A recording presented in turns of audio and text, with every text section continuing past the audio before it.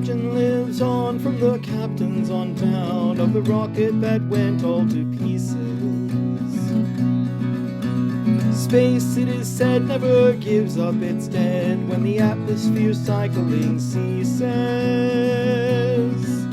With a load of components weighing 2 full tons more than the aging old rocket could carry. That old ship we knew would throw out her whole crew to the vacuum that waited there gravely.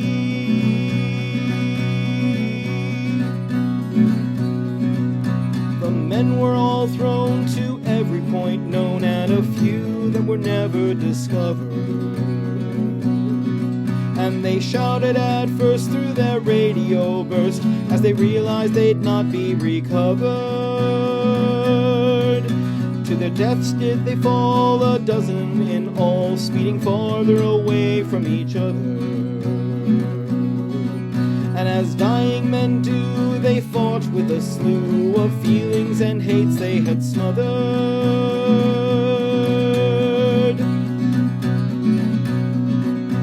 Sealed in their spacesuits, they drifted apart at 110 miles an hour. Hollis watched helpless as he flew toward Earth, stone caught up in a meteor shower. The radios kept them in touch all along. Disbelief, fear, and hatred grew stronger. And now that the captain was bound for the moon, none of them took one note of his order.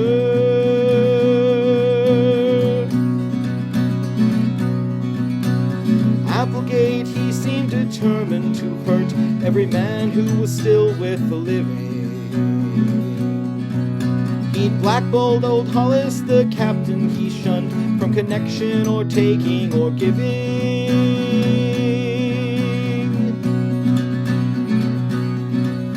The spear got to talking of wives and of homes he had had on Mars, Venus, and Saturn. And he knew he would die a happy man. Why? He remembered the life that he'd had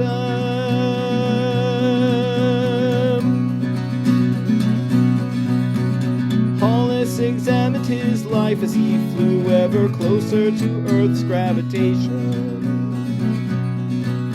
and found that he'd done nothing real with his life because of his long hesitation.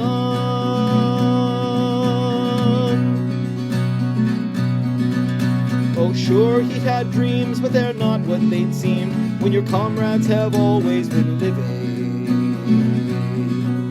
And now, far too late, he took on the weight of a universe much less forgiving.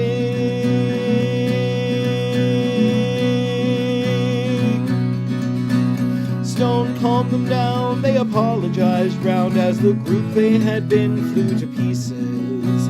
They all said goodbye and continued to fly out to places that moved in the creases of the suns and the stars and the meteor bars that crisscross the heavens and planets. Their voices did fade as they all parted ways toward gravestones of marble and granite.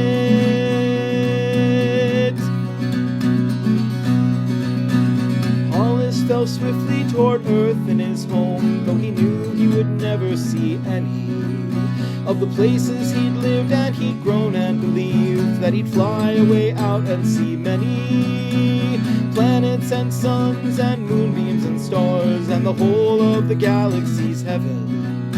And now as he fell down to Earth, he could tell that his ashes would feed fields like leaven.